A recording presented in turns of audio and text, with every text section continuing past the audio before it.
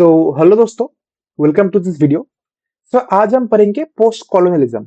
Okay दोस्तों, तो video थोड़ा सा लंबा होगा, इसलिए मैं इसे 4 पार्ट्स में डिवाइड कर दूंगा। ओके, ये पहला पार्ट है।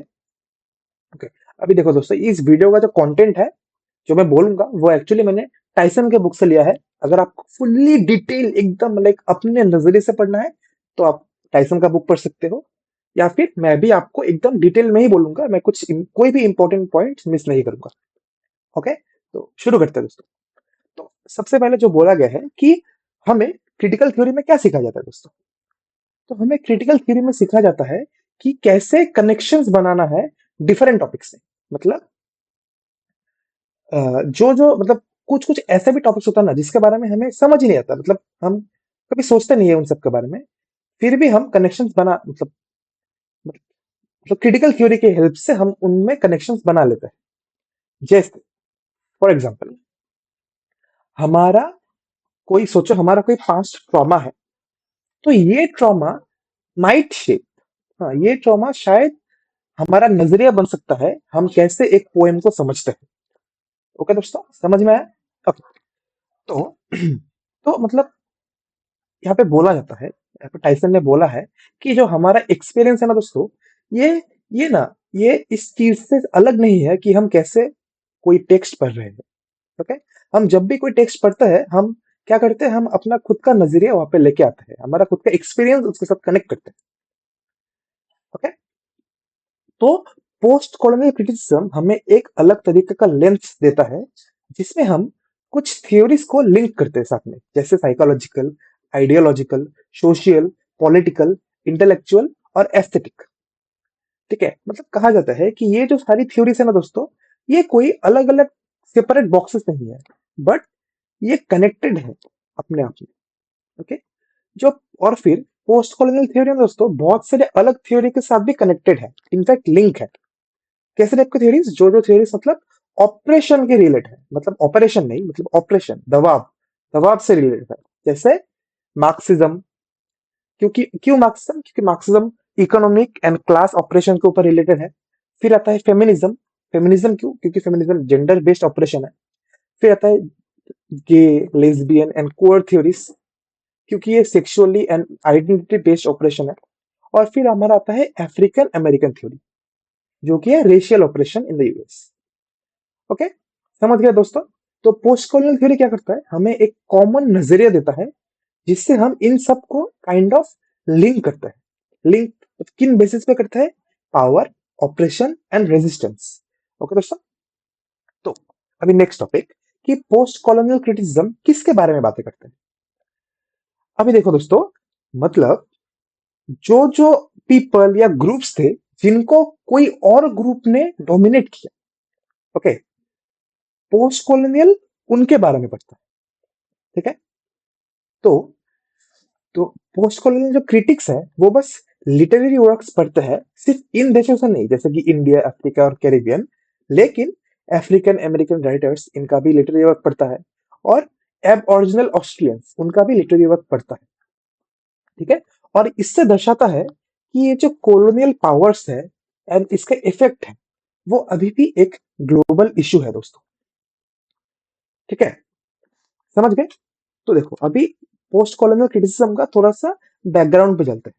ओके, देखो दोस्तों, मतलब कुछ देश थे 15th सेंचुरी के टाइम, जैसे कि Spain, France, England, Portugal, Netherland. तो ये सब दोस्त ना दोस्तों अपने आप में ना कम्पीट करते थे कि चलो दूसरे देशों, दूसरे जमीनों को कंट्रोल करते हैं, दूसरों को रिसोर्सेस को लूटते हैं। ओके, अब देखो दोस्तों, 19th सेंचुरी तक ब्रिटेन सबसे बड़ा एम्पायर बन चुका था, और 1900 तक यानी 20th सेंचुरी तक ब्रिटेन ऑलमोस्ट पूरा वर्ल्ड का, ओके, पूरा अर्थ का 1/4, मतलब 25% कंट्रोल करता था, जैसे कि इंडिया, ऑस्ट्रेलिया, न्यूजीलैंड, कनाडा और आयरलैंड। ठीक है, और फिर parts of Africa, West Indies, south America, middle east and south east Asia, ऐसे टाइप के सारे देशों को कंट्रोल करता था।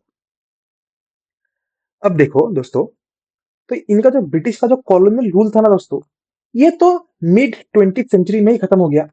मतलब देखो, इंडिया को इंडिपेंडेंस मिला 1917 में, 1947 में, एंड इसके साथ बाकी देशों को भी धीरे धीरे फ्रीडम मिल गया। और 1980 तक ब्रिटेन अपना सारा कॉलोनीज खो चुका था। ठीक है?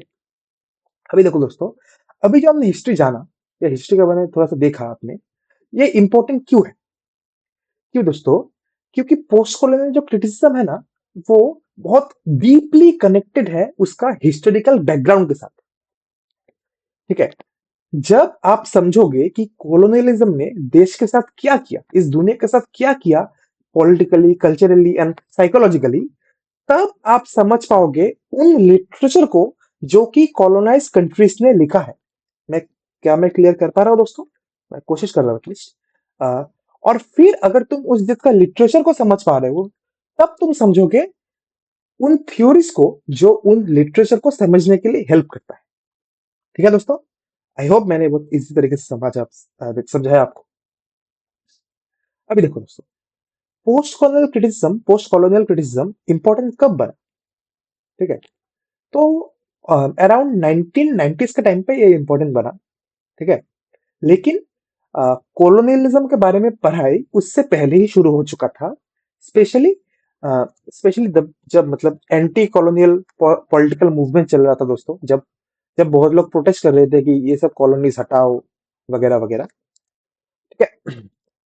ओके, तो वर्ल्ड वॉर टू के बाद ऑलमोस्ट सारे कॉलोनियल गवर्नमेंट मतलब गिरना शुरू हो गया था उन लोगों का, और धीरे धीरे ये सिचुएशन कंट्रोल में आ गया।